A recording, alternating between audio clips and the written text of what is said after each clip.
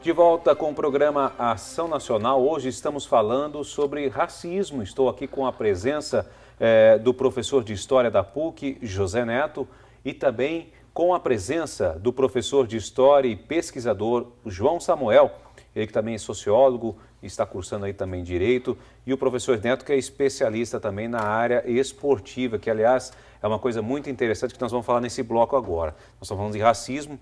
Tem um fato interessante, ou desculpa, interessante não, mas na forma de dizer aqui, né?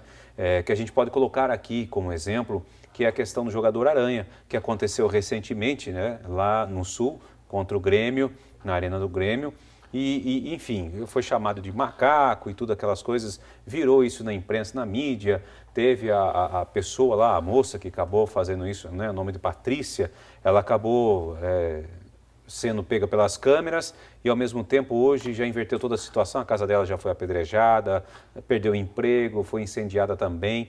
Então tudo isso aí nós vamos trazer à tona agora. Mas tem um fato interessante que eu gostaria, o Neto estava conversando com a gente aqui no intervalo e ele falou uma coisa muito legal da história do futebol aqui no Brasil. E você escreveu um livro até a respeito disso, né, Neto? E tem umas curiosidades que existiam, até assim que negros também não podiam participar dos jogos, né? Como é que é isso? Júnior, eu acho que os primórdios do futebol no Brasil também mostram um pouco, né, uma das facetas da sociedade. Quando a gente discute o futebol, a gente vai discutir violência, racismo ou desorganização e outros assuntos ligados ao futebol. O que acontece muitas vezes é que você desloca esse tema como se o futebol fosse separado da sociedade. Um campo social, um campo só esportivo, mas o futebol ele é parte da expressão, né, cultural brasileira e tudo que vai ter na sociedade vai ter no futebol, né? Discussão sexual, discussão racial, discussão econômica, né, de desigualdade, né? Porque o nosso foco enquanto futebol é sempre lá da Série A, dos jogadores que ganham mais, mas a massa salarial do jogador de futebol brasileiro é baixa, né, de outras séries, né? Sim. Então o futebol a gente sempre se Aqueles envolve... que se despontam acaba tendo uma visibilidade muito bom, maior.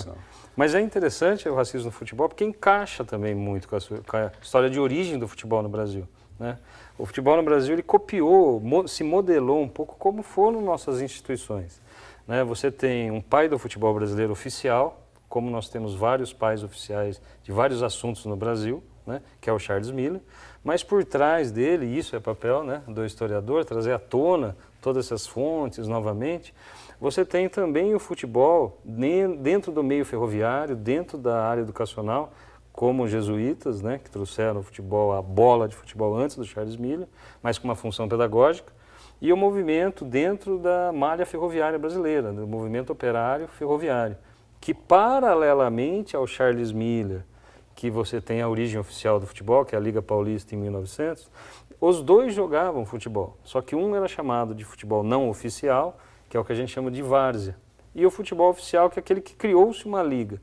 Então ficou essa grande mancha, os campeonatos, quer dizer, olha, aquele não é o futebol verdadeiro, o futebol verdadeiro é o nosso. Agora é o nosso. É o da Liga Paulista a partir de 1900. Então nós estamos falando isso em que data? 1800? Na passagem do século XIX para o século XX, né, que pegando, né, o gancho do Samuel, é o século dos modelamentos, de modelar a sociedade. Das mudanças, né? Das mudanças, você vê a transição da mão de obra escrava para a mão de obra livre no Brasil é emblemática nisso, né?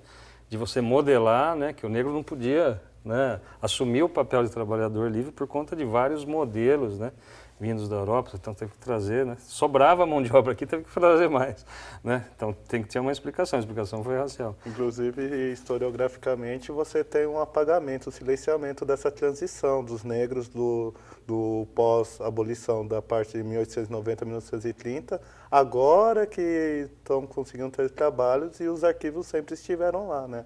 Esse apagamento aí dessa história. Sim, com certeza, com certeza. E o futebol está no meio desse movimento, está exatamente nesse período, né? Que vai da passagem do 19 para o século 20. E aí o que você tem? Dentro das grandes ligas, né, brasileiras, né, o negro não podia participar, né? O negro não participava, né? Também elementos, né, de operários, né, seriam difíceis, times operários também eram difíceis, mas eles conseguiam furar. A partir de 1900 até 1920, dentro da Liga, você já existia participação de operários e um começo de um profissionalismo marrom, né, aquele que ganha Ainda continua amador, mas ganha. Né? A grande quebra nisso, na área das grandes capitais, é o time do Vasco da Gama na década de 20, né? Que não é um time da Zona Sul, é um time do Morro Carioca, do São Cristóvão, né? do Morro de São Cristóvão, que os portugueses começam a trazer atletas negros pagos. Né? E no âmbito aqui de São Paulo, né? No caso da Ponte Preta, já é um time que já se inicia com uma mistura grande, né? Por conta do movimento ferroviário, e no Rio de Janeiro o Bangu. Né? Mas o viés racista dentro do futebol já é desde o seu início, por conta até dessa divisão. Né? Você tinha o futebol da elite, que era o das ligas, ou entre aspas, oficial. Né? E o futebol da várzea, que existia conjuntamente, paralelamente, mas não era encarado como futebol oficial. Então nós temos aí uma coisa assim, antes desse 1900 oficial, a gente tinha então, através dos jesuítas, né, já o futebol já existia aqui no Brasil. Existia. E é aquele lance do negócio de pessoas se pintarem de branco para poder entrar em campo com pó de arroz, é isso, né? Para poder jogar. Isso aconteceu mesmo? É real ou é apenas uma história folclórica? Não. Existiu mesmo? Existiu. É a fase, vamos dizer assim, pré-profissional. Né? Você teve uma fase extremamente amadora do futebol, vamos dizer até por conta de 1920, né? onde o Brasil começa a participar, o primeiro campeonato que o Brasil começa a participar fora do âmbito interno, é a Seleção Brasileira de 1914, a primeira organização de uma seleção brasileira, que ele vai disputar a Copa Roca na Argentina, né, que comemora, né, a independência da Argentina, criou-se a Copa Roca, né, e aí forma-se uma seleção brasileira que era um conjunto de jogadores paulistas e cariocas, na verdade. E aí começa a surgir uma competitividade maior. Então, alguns clubes, a partir da década de 20, principalmente, né, vão usar esse subterfúgio. Né? O Fluminense no Rio é um time clássico para isso, né? E também outros fatos, né, relevantes, né, que envolvem, né, uma coisa interessante que tem pouca documentação, vamos dizer, de acesso, mas a informação hoje já é vinculada no âmbito acadêmico. Né? O primeiro atleta negro a fazer sucesso fora do Brasil foi Petronílio de Brito, né, que era a magia negra. Né? E ele fez sucesso no Boca Juniors, não fez aqui. Ele fez sucesso no clube argentino. Sim. Né? E é interessante como ele foi tratado pela imprensa aqui. Antes do Leonônidas, antes do Diamante Negro, o Petronílio é década de 20 e década de 30, um pouquinho antes do profissionalismo, que veio Caera Vargas. Então, essa década de 20, que é um período onde você tem um declínio da República Velha, o início da grande oposição à República Velha, e depois industrialização, tenentismo, Semana de Arte Moderna, tal, já começa a aparecer, né, clubes que utilizam o negro, mas com subterfúgios. Né?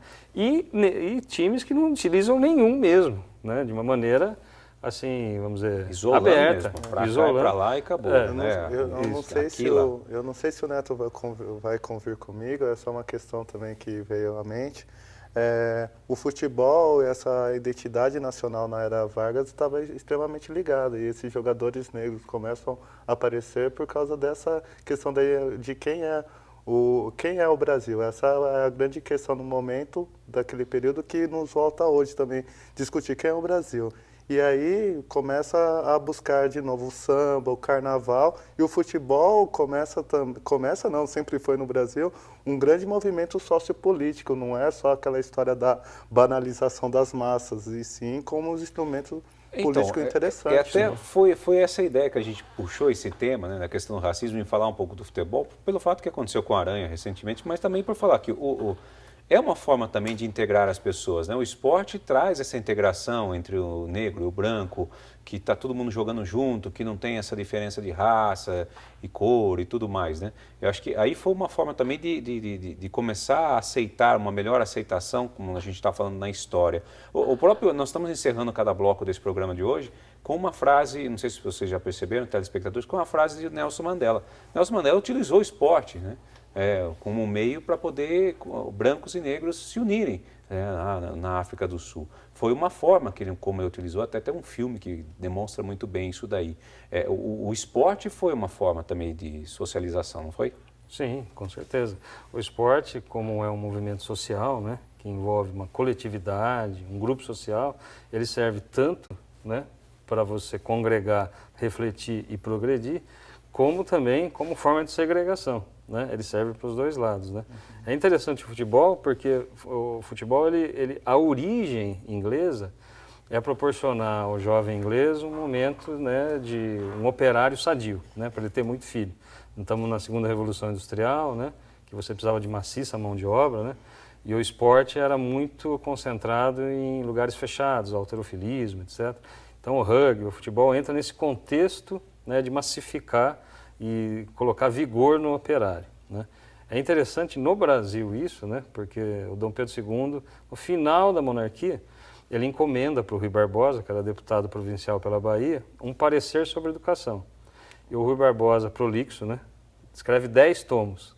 Né, o 10º tomo é sobre a prática esportiva. E lá ele sugere esportes ao ar livre. Né, foi daí que os jesuítas trouxeram o futebol, né, do parecer do Rui Barbosa. Né? Interessante. Do parecer do Rui Barbosa. Muito bom, né? É muito legal a gente ver a história, né? Bom, gente, nosso tema de hoje do programa Ação Nacional é sobre racismo. Estou com grandes historiadores aqui para falar com a gente a respeito deste fato e que outros que acontecem no Brasil e no mundo. Nós vamos para um intervalo e você vai ficar aí com mais uma frase do grandioso Nelson Mandela.